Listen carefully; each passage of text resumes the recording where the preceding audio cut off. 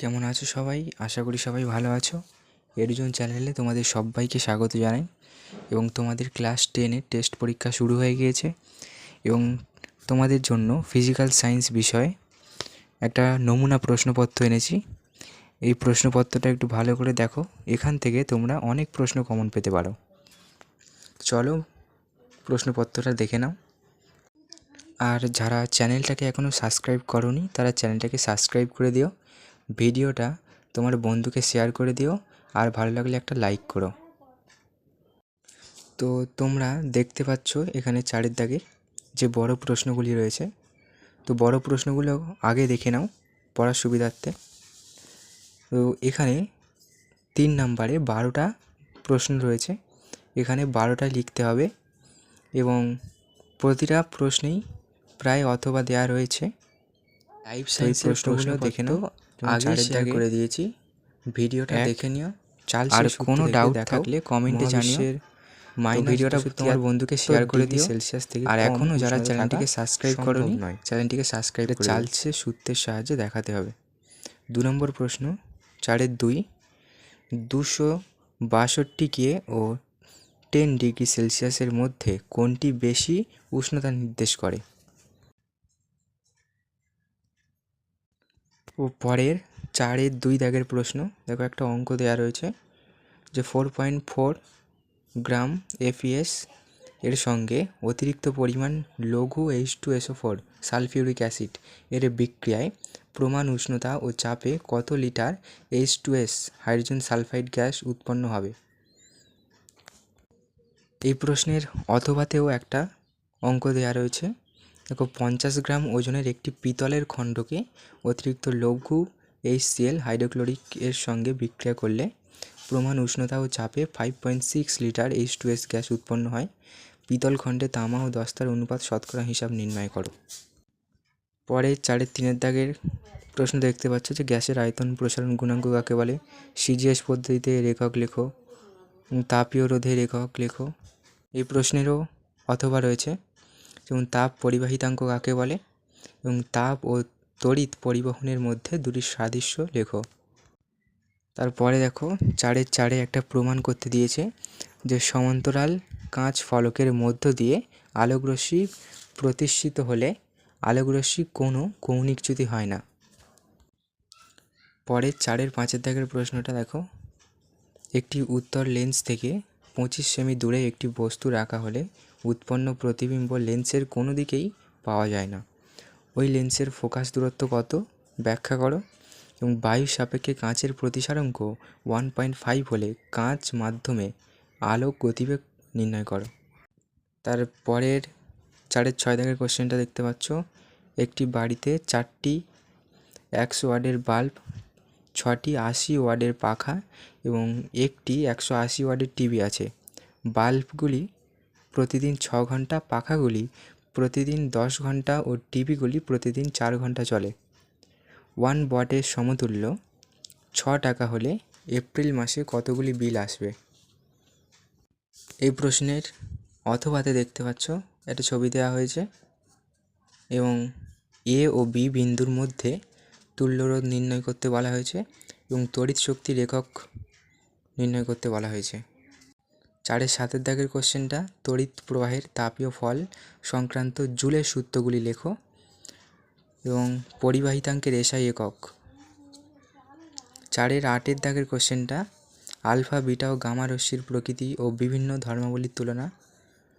4-এর 9, একটি মৌল এ ও বি এর নিউক্লিয়াসের প্রোটন সংখ্যা যথাক্রমে 12 ও 17। মৌল দুটি কোন কোন শ্রেণীতে অবস্থিত এবং মৌল দুটির আয়নীভবন শক্তি ও তড়িৎ ধনাত্মকতার তুলনা করো। এই প্রশ্নেরই অথবাতে ডোবেরেইনারের ত্রয়ী সূত্রটি উদাহরণসহ ব্যাখ্যা করো এবং হ্যালোজেন মৌলগুলির জারণ ক্ষমতা ক্রমানুসারে সাজাও।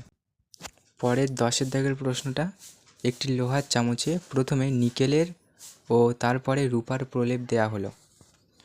এখন নিকেলের প্রলেপ দেওয়ার সময় অ্যানোড ও ক্যাথোড তড়িৎ বিশ্লেষ্য রূপে কী কী নিতে হবে? এবং দ্বিতীয় দ্বিতীয় ধাপে ব্যবহৃত তড়িৎ বিশ্লেষ্য কী নিতে হবে? 4-এর 11 নম্বর প্রশ্ন, অসওয়াল্ড পদ্ধতিতে HNO3 প্রস্তুতিতে ধাপগুলি বিক্রিয়া সমীকরণ সহ সংক্ষেপে লেখো। এই প্রশ্নের অথবাতে রয়েছে H2SO4 এর প্রস্তুতির স্পর্শ পদ্ধতির ধাপগুলি বিক্রিয়ায় সমীকরণ সংক্ষেপে আলোচনা করো। 4-এর 12 দাগের প্রশ্ন, ABC যৌগগুলি শনাক্ত করো এবং গঠন সংকেত নামও লেখো। এখানে ছবিটা দেওয়া রয়েছে, দেখে নাও।